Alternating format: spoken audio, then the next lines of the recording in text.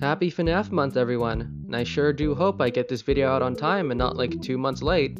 For the occasion, I've decided to go over an old project that I was following back when I was a kid, circa, I want to say 2017, 2018 when I was in high school. By this time, I was no stranger to FNAF fan games. Candies, FNAFB, whatever the hell Yuli TM had cooking in World of Jump Scares before they became a full-time skibbity toilet fanfic writer. Way back when, I was scrolling through my YouTube recommended feed when I came across the thumbnail for this video, and there was just something about it that just screamed, oh yeah, this is gonna be something special.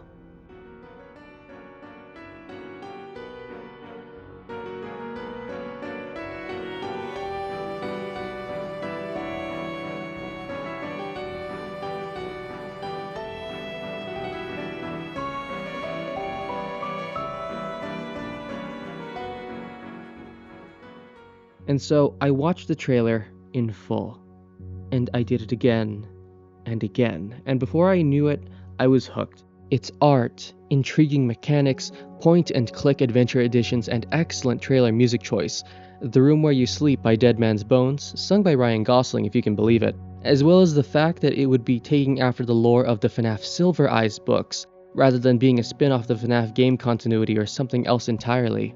And being a spin-off of the books and being a pixel art game, this thing may be reminding you of something that may have released a little bit more recently. No! Not into the pit!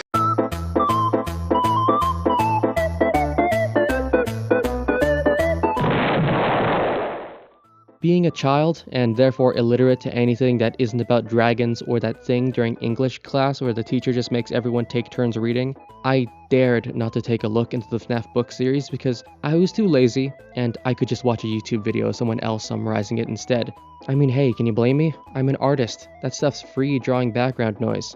Even if I didn't remember any of it, and I had to research whatever the hell was going on in there for this video. But because of that, I was completely blind as to what the plot was for this game, but the trailer alone had already completely sold me on the concept, leading to baby Blanky watching it religiously. But this made it hit all the harder when it turned out that the game would never come out, having been cancelled back in 2020, and I never realized this until 2 to 3 years later, because I think I was caught up in my Ultra Kill fixation by then, and just assumed that it was still in development.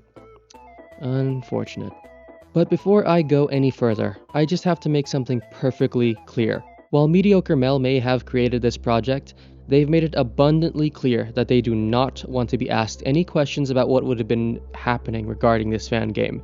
They completely abandoned the Mediocre Mel account and all handles associated, and it's important to respect that this person doesn't want nor deserve any harassment or FNAF-related bugging and prodding by anyone regarding Project Box. And while the game has been cancelled, with Mel never intending to revive it, the game's whole development up to this point upon its cancellation is documented on their now abandoned Tumblr. And if you're unsatisfied with this, Mel has also provided express permission/consent to use any of their assets to complete the game yourself if you want to, even going so far as to have provided a download link to the art assets and files that were going to be used in Project Box. Well, I mean, the link is dead now, and I can't actually find the contents of the zip file anywhere without risking a virus, but, you know, they had their heart in the right place. And since it's dead forever, I think it'd be nice to have someone do a little post-mortem dive into what could have been for Project Box. So, what is Project Box? Project Box was a FNAF fan game developed by Mediocre Mel, vastly different from almost every other FNAF fan game, not only in how it was made entirely in pixel art at a resolution of 320 by 180 pixels, and following the story of the FNAF Silver Eyes book series. Development started way back when, on December 26, 2017, placing its development beginnings chronologically before the announcement/release of The Fourth Closet, the third installment of the FNAF Silver Eyes trilogy. And since there wasn't any official conclusion to the trilogy at the time, Mel worked around the ending of the second book, The Twisted Ones, as the launching point of the story. Of course, this meant that any plot revelations or details that would be revealed in The Fourth Closet wouldn't be canon for Project Box. Even after The Fourth Closet released, Mel decided to keep the plot of Project Box as is and make it its own separate continuity. The game itself would have featured 5 nights interspersed with 4 different point-and-click minigames, with point-and-click adventure stylings in addition to complete pixel art animated cutscenes. Now, while not mind-blowing, the sheer style the art gave off and the novelty of using the book lore as the setting just made it all the more alluring to someone like me. Now, I know not everyone is acquainted with the story of these books, so I'll have to provide a very, very brief recap of the story of how the Twisted Ones played out, because that's where this game takes off. But keep in mind, I'm going to be condensing 2 books into about 2 to 4 minutes, so any inaccuracies or failure to understand what's going on, skill issue. Also spoiler.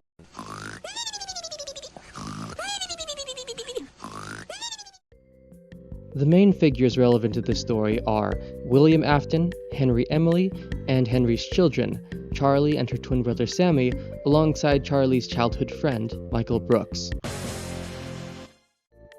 While Charlie and Sammy were young, Afton decided to be a good uncle and took the initiative to surprise babysit young Sammy. Unfortunately, he forgot to put his pitbull named Princess in the backyard, who was eyeing up poor Mike Sammy. Panicking, Willie went to go tend to Princess, but he neglected to notice all the forks laying around after the Utah fork enthusiast gathering at his house, forgetting to invest in those plastic electrical socket covers. And so, Sammy had his tragic Zappy meal. This made Henry get really sad, so he decided to get happy by making a clown to cheer him up. Unfortunately, he forgot that he was deathly allergic to clowns, and the moment that he finished building it, he spontaneously burst into flames. I guess it just runs in the family. And so after the events of Burning Man Honk Honk Edition, Charlie was sent away from her hometown of Hurricane, Utah. After Afton's oopsie, Afton's mental state would deteriorate, resulting in him writing a murder mystery self-insert novel as the murderer, and slipping the pages of his manuscript into Henry's desk when he wasn't looking. But when he wasn't doing that, he was working at Freddy's. But one unfortunate day, a kid and 3 identical clones of that kid, alongside Michael Brooks, who also happened to be there, all spilled pizza on themselves, and it was William's turn to help out on kitty cleanup duty. So he brought the kids to the back room, because that's where they kept all the cleaning supplies in addition to all the unused suits. Might have shouted a few of the kids' senses of wonder, but Willie never really did think well on his feet. But while poor old Willie was getting some hand soap and tissues, he didn't notice that there were a few conveniently placed bars of soap laying around on the floor, after the janitor held a gathering for the Utah Soap Appreciation Society in the back room of the dingy restaurant the night before, and ironically, forgot to clean up. And what transpired after would forever be known as the Slippin' Children's Incident.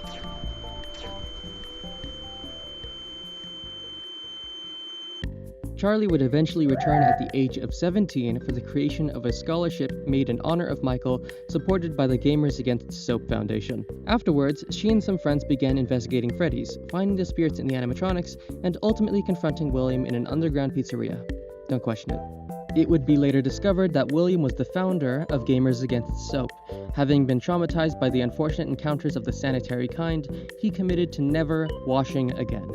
However, as William was to monologue to her, Charlie exclaimed that William smelled worse than 1,000 Smash Brothers tournaments and went to hose him down. He was so shocked that he yelped in surprise, tripping on his own feet and fell into his spring Bonnie suit before Charlie did this. And then the thing that typically happens when you keep sharp metal bits away from your organs with nothing but locks made out of sugar cubes happened, and that's the Silver Eyes. A year later, the now undead Springtrap unleashed twisted animatronics that are active during the night and bury themselves in the ground to hide during the day, with what is effectively illusion technology to make themselves appear organic, monstrous creatures when they're basically robotic shells. Charlie and friends confront Springtrap again, except this time, when Springtrap escapes and Charlie goes to leave, she slips on a bar of soap, directly into Twisted Freddy's mouth. It would be from this point that Project Box would begin. Due to the fact that Project Box never released, not even a demo before being consigned to the dustbin of history, it's gonna be pretty impossible to use the typical night-by-night play-by-play style of talking about this fan game. Although, the developer released a series of Tumblr blogs where they elaborated on different aspects of what the game was going to be like in detail, such as what the gameplay would have been like, the story, the cutscenes, the creation process, etc. It'll be these Tumblr posts that I'll be using as my guiding light as I explore what remains of Project Box.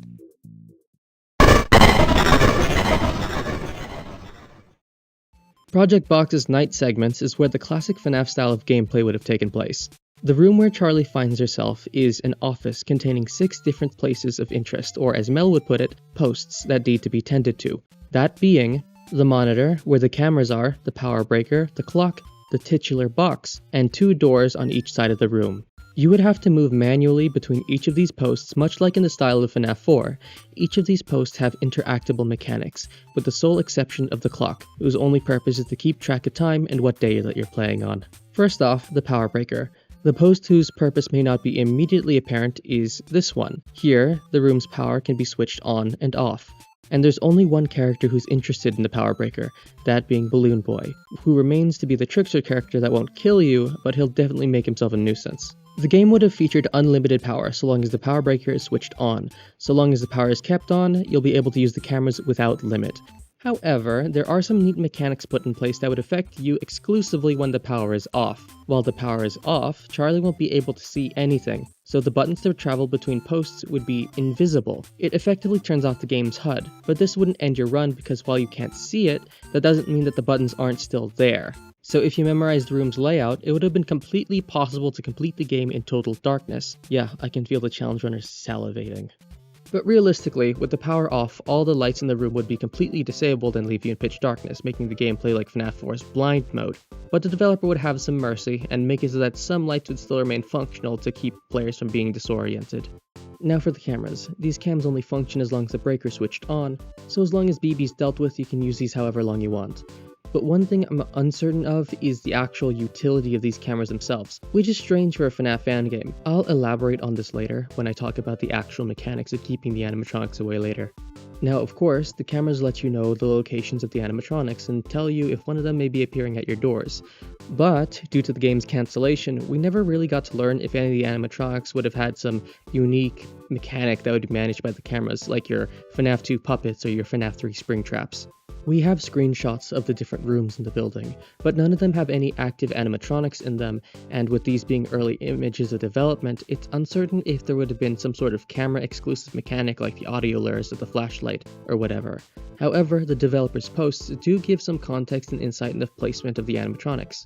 During the events of the Twisted Ones, the Twisted animatronics had a fight with the original Haunted animatronics. In this continuity, the Twisted Ones won because they're newer and they're canonically larger than the originals. However, by breaking them, the Twisteds unknowingly released the souls of the classics.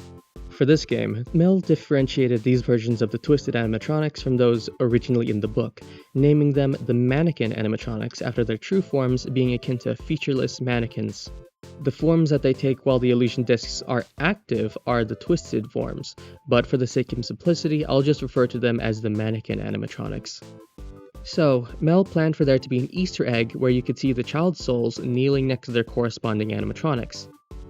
You can see the aftermath of the fights in different cameras. The neat thing is that the Mannequin animatronics would have started the night buried in the same room where their counterpart was destroyed. Mannequin Freddy is in the same room as Freddy, Bonnie with Bonnie, Foxy with Foxy, and Mannequin Chica doesn't exist, but Mannequin Wolf is with Chica. Chica fans in shambles. R.I.P. More attention to detail on the part of Mel is that the Mannequin animatronics were buried where the Twisted animatronics buried themselves in the Twisted Ones book.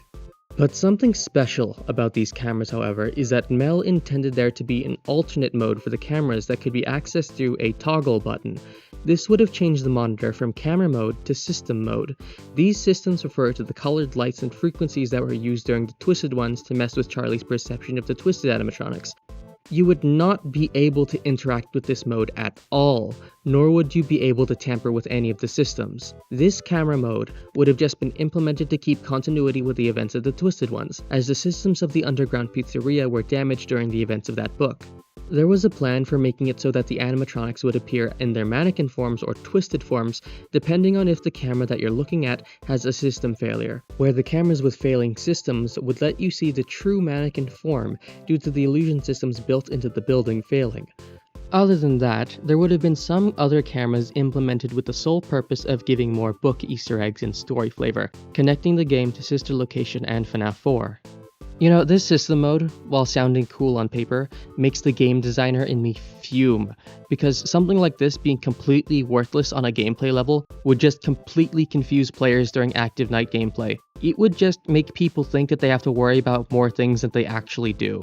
Okay, I want you to look me in the eye and tell me that if you were playing this game blind, your first thought would be, "Ah yes, this is completely useless and is just a reference to some details from the book that I watched a video summary of on YouTube."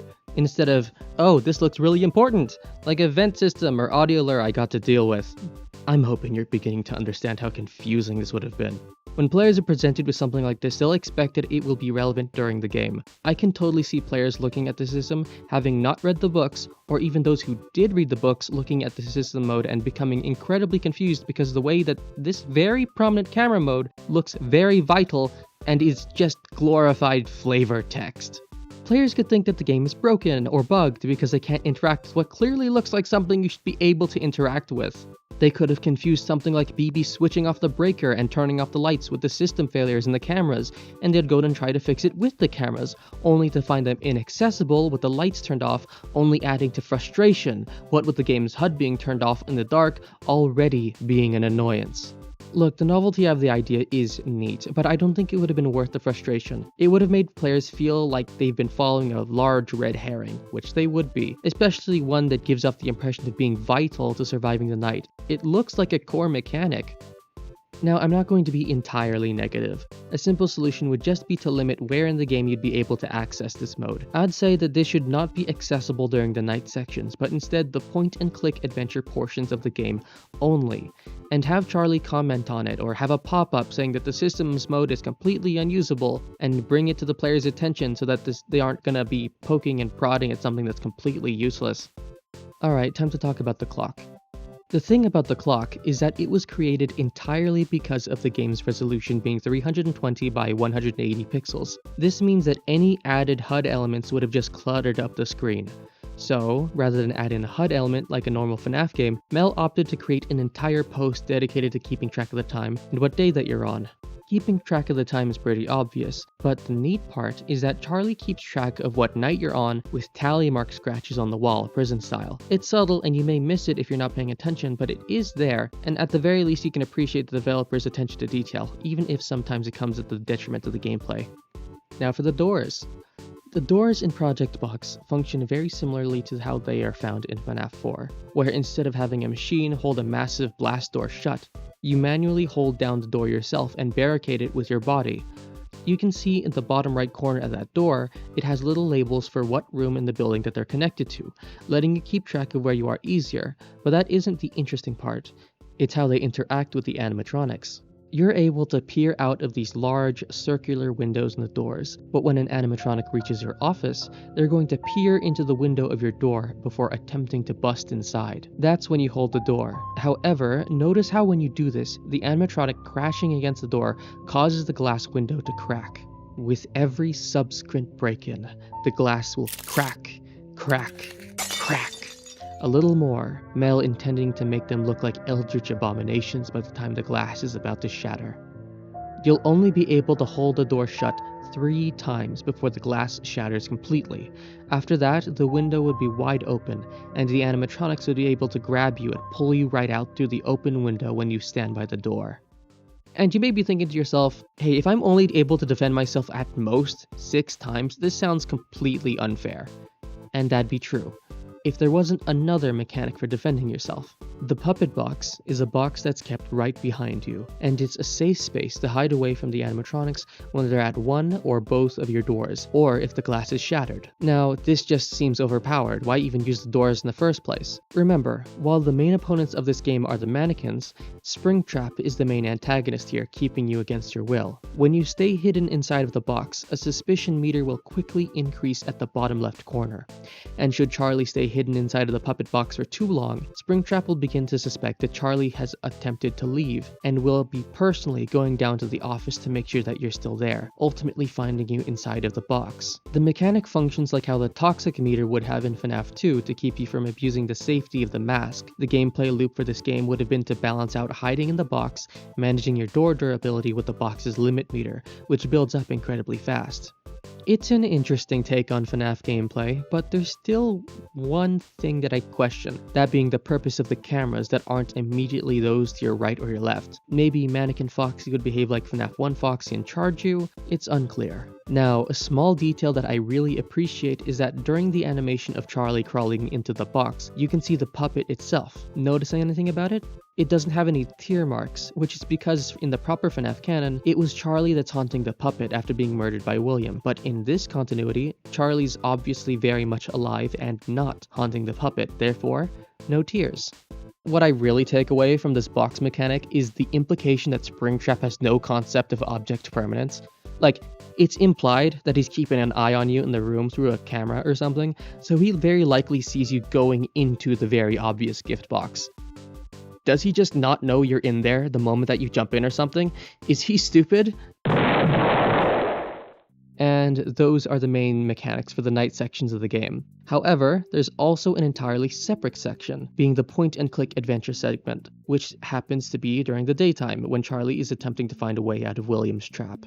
She'll be spending this part of the game rummaging around the desk that's been brought into the room, finding out that it belonged to her father, Henry. This is because in Project Box, William was the one responsible for the mysterious disappearance of all of Henry's work from his garage and the books, and this is where he's been keeping Henry's everything. You know, I can imagine Willie's only letting Charlie unlock her dad's desk because his gross rotten fursuit fingers and rotted corpse hands don't exactly have the dexterity to open a Happy Meal, much less play with Henry's puzzle desk. The daytime will consist of you finding and solving puzzles that let you unlock different parts of Henry's desk, and uncovering more and more of the story through tape recordings made by Henry, which would have been their own cutscenes alongside assorted plot-related collectibles, each of which was flavor text commentary from Charlie. Fortunately for us, Mel outlined the exact puzzles, how they were solved, and what you could have collected from beginning to end. After your first night, you would initially have access to the top of the desk only, with everything else being locked. This is where you find Tape 1, which provides some story and the passcode for the left drawer. The passcode would be 1578, a reference to what Baby repeats in Scissor Location. Inside of the drawer would have been the box, alongside another tape, which you would need to open the next drawer alongside some important collectibles, like a page from Afton's diary and an old photograph. Using tape 2 found in the left drawer, a cutscene would play. It would contain certain plot elements, but the most important part of the tape would be the writing paper on Henry's desk, which would have read PHASE, which would give you the required button order to press in order to unlock his second drawer. Inside of this desk would be a schematic for Spring Bonnie, a spring lock from either Fredbear or Spring Bonnie, and another excerpt from William's diary, some loose change, and another tape. Unfortunately, Mel did not outline the content of tape number 3, which very likely held some important hints to the solution of the final puzzle. However, Mel did provide us with the solution to the puzzle anyways, just no hints to what led you to it. The final puzzle was for the bottom right drawer, protected by a seemingly nonsensical keypad, with one of the keys missing a keyboard switch cap. This panel was supposed to resemble the left side of a computer's keyboard. It was to provide you with the letters Q, W, E, R, A, S, D, F, Z, X, C, V. The solution to the puzzle was to use this arrangement to type in R, W, Q, F, S, F, A, S, X, C, which is the canonical name of Shadow Bonnie. However, in Project Box, Shadow Bonnie is portrayed as Twisted Springtrap, which is how Springtrap is shown when William uses his illusion tech. Inside of this drawer, you would find two things: a spring lock from Fredbear or Spring Bonnie, and the final tape. This would leave you with the complete set of every collectible in the game, each of which having their own lore and plot significance, so I'll leave describing them in depth for when I'm discussing the story. Speaking of,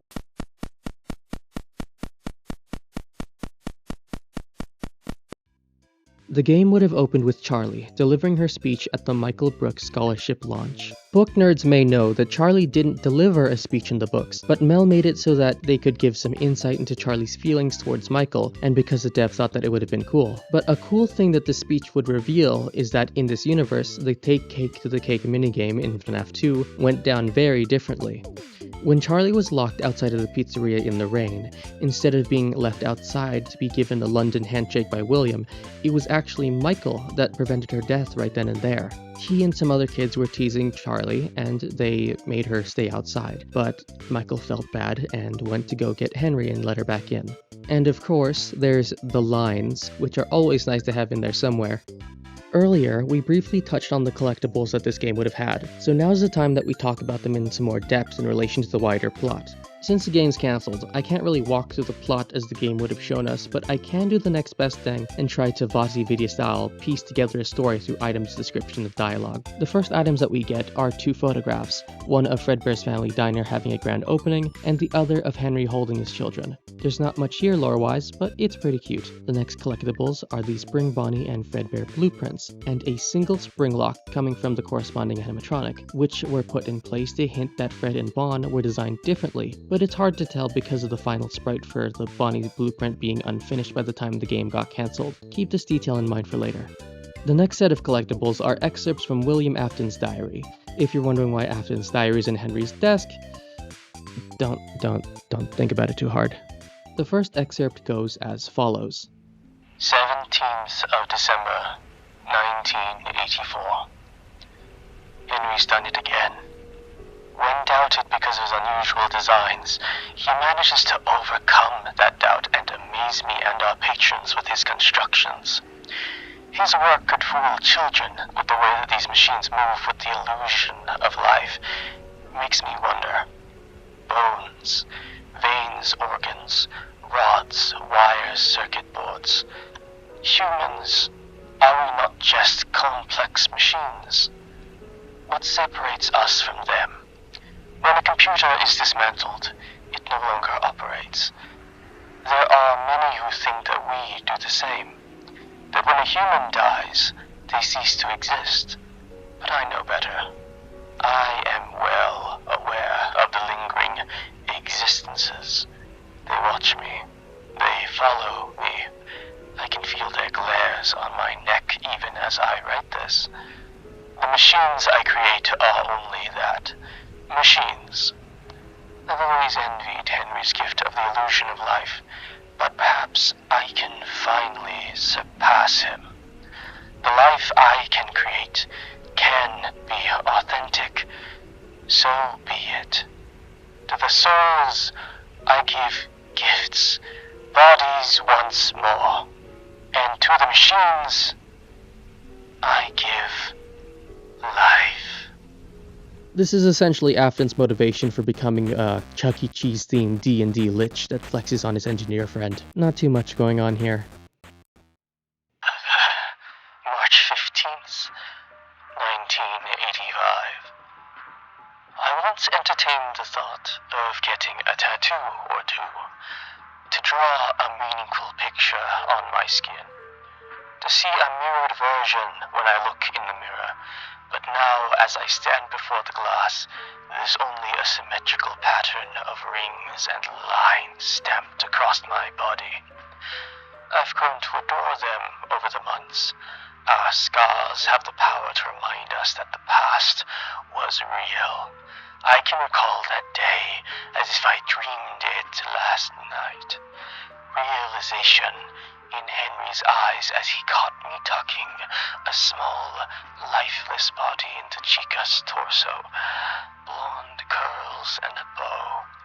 I never asked her for a name. I never cared. Reminiscence of my hands on her throat only moments ago were discarded by Henry's hands, suddenly on my own throat. The realization in his eyes burned into anger. I was wearing Spring Bonnie that day. His fingers flexed, and I collapsed on the ground as the spring locks he warned me about so many times pierced into me. The last thing I saw before blacking out was him placing Chica's mask back onto its shoulders, hiding the girl. The anger in his eyes that day, however, is worth nothing to me compared to the horror that filled them days later when I returned him unexpectedly. He thought he'd ended it for good. He was mistaken. I told him his son looked just like that girl with the curls. It would be a shame if his daughter looked like that too. He's been quite cooperative since then, at least until recently. The look in his eyes now, determination. He's hiding something.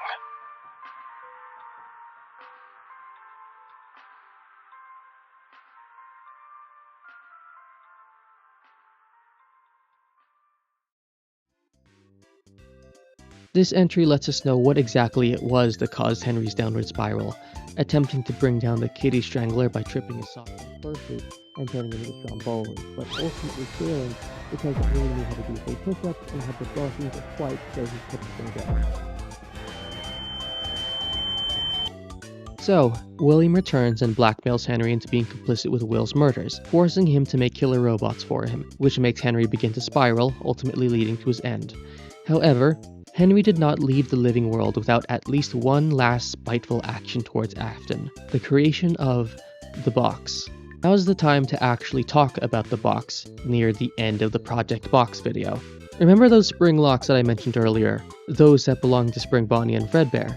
Well, this is where they're relevant. You see, when Henry created the box, he didn't make it openable for a normal set of keys. Instead, it would have taken two spring locks, one from Fredbear and the other from Spring Bonnie, due to the different way that the spring locks in these two robots were made. Their hydraulic press-like snapping would be the only thing that could push in the lock and open the box. This game actually has an answer as to what's in the box, that being Henry's best inventions and designs, intended for the promotion of child safety and entertainment, sealed away out of fear that Afton would twist Henry's magnum opuses into tools of cruelty. Although apparently, according to the concept art, Henry's magnum opus would be the security puppet and security wristband technology that Charlie would be wearing on the day that she would have died in Ken, so I'm a bit iffy on if this whole box ordeal is really necessary for a glorified kid GPS.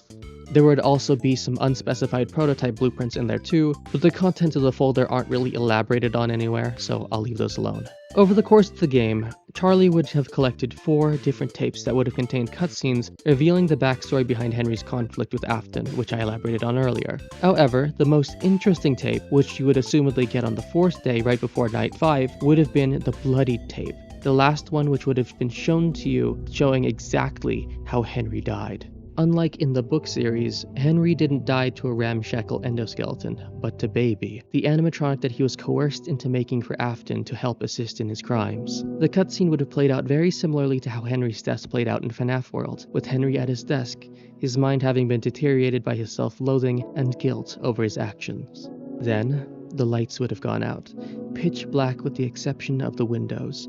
Then, the front door would slam open, with Baby's green eyes lighting up before saying, "The show will begin momentarily. Everyone, please stay in your seats." After a time, the room's lights would turn back on and reveal Henry dead at his desk. This would lead straight into the events of the 5th night and the end of the game. Night 5 reveals that the whole time, Baby was with Afton, monitoring you in the security room the entire game. After you watch the 4th tape, Afton sends Baby to kill you, where the night would be a Baby-only boss fight, where she would be the only animatronic active during the night, with the only exception being Afton himself barging in when you try to hide in the box for too long. This iteration of Baby would have been made with her own mannequin in twisted form, something completely unseen before, and quite frankly, it's really freaky, but in a good way. Mel intended Baby to be like a giant metal toddler that you would hear stomping around the building, being so physically imposing and powerful that Charlie would be completely unable to hold the doors closed on Baby, as her bulk would easily be able to overpower her. So, Night 5 is a test of balancing out hiding in the box and not luring Afton into the room. And this is the point where Mel completely ran out of art. No more drawings were made after this point, so I'm gonna have to improvise. Yeah, that'll work. The player would eventually be able to beat Baby, and after surviving the night, Baby would still break into the room and slam Charlie down. While Charlie's vision fades in Baby's grasp, Golden Freddy would appear and RKO Baby into the next life. Charlie from then on would slip in and out of consciousness, seeing Michael carry her away from the underground pizzeria, giving Charlie to her Aunt Jen. Charlie would be able to see Michael fade away before conking out, waking up in a hospital, and then the credits would roll. A secret scene would then play after, where Afton would walk into the main game room, see Baby damaged, examine her, and discovers golden matted fur on the body. He would then begin to laugh as Golden Freddy and the other crying children would appear behind him and cutting the scene and closing out the game. And that would be the end of Project Box. Looking back on it now, definitely a game with some promise, but a bit questionable on the game design side at times, and quite frankly, rather basic in terms of mechanics. It's an incredibly pretty game for what it's worth. I thought that the story was pretty compelling for what it was, but the game design and plan definitely needed to go through another draft or two if it wanted to become one of the best. But Mel themselves said that the project wasn't really intended to be that. Rather, it was just supposed to be some small project with very pretty looking graphics. But you may be wondering to yourself, Blanky, why did the game get cancelled in the first place? Well, Mel uploaded the reason on May 2020. The long and short of it is that Mel had underestimated not only how large the audience of their project would have been, but how the sheer proportion of that audience being children. They would get flooded with unrelated comments about stuff like Jacksepticeye and Bendy and the Ink Machine, and Mel would put up a frequently asked questions post, an FAQ, and redirect new fans only to get stuff like, oh, too long, didn't read, and just ask Mel the question that was already answered in the FAQ. It was very frustrating. Ultimately, Mel buckled under the constant prodding of the younger audience in addition to unfortunate personal ongoings in their life due to deaths of loved ones and financial insecurity. Understand that since this project was a fan game of an existing property, it would pretty much be impossible for Mel to charge directly for the game itself. So imagine going through years and years of effort and strife, all the while struggling financially, only to reach the end and not only have post-upload anxiety, but know full well that all of your work would not help you financially whatsoever. You might ask yourself, if Mel knew that they couldn't profit directly off of Project Box, how come they didn't ask for donations? Well, the idea had been brought up to them before, but they refused to ask for donations from fans, as they knew that the fan base was largely populated by minors. Mel was very uncomfortable taking money from children, or more accurately, from children's parents. Say what you want, but Mel's got some pretty solid principles. Unlike some people...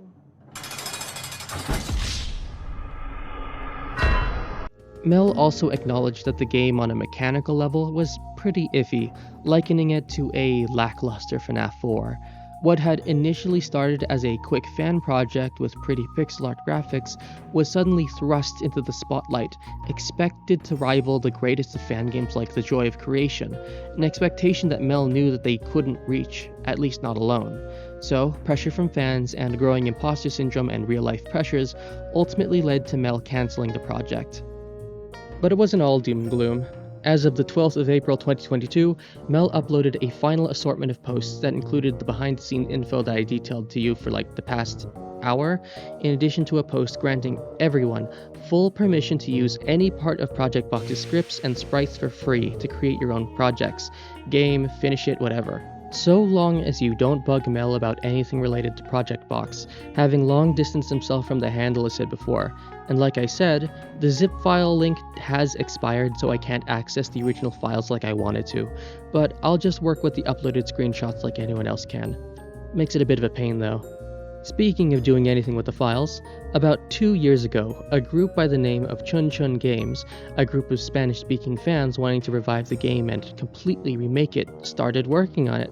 They uploaded a video of their progress back in 2022, but from what's seen, it was pretty bare bones, and a lot of the animatronic camera poses were just ripped straight from Mel's basic standing pose lineup, so it was more akin to watching some cardboard cutouts wander around more than full animatronic monsters.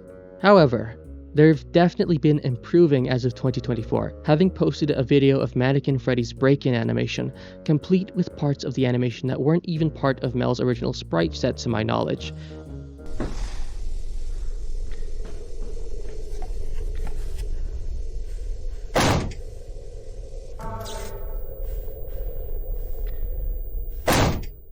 They've definitely improved by leaps and bounds and are definitely deserving of respect for it. From the looks of promotional images posted so far, it looks like they're going to be overhauling and changing the game entirely. New story, different mechanics, and more.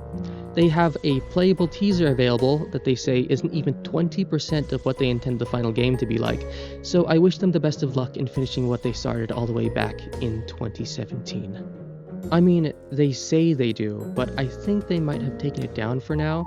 I could be wrong, not looking hard enough, but I'm a bit of an idiot, so whatever.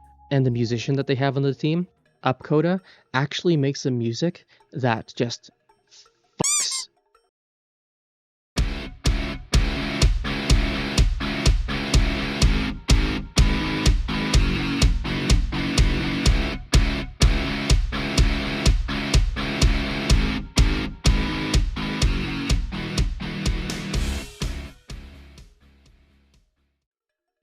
I've linked the new project down in the description below, so feel free to give them lots and lots of love and support because I, for one, really want to see this game finished.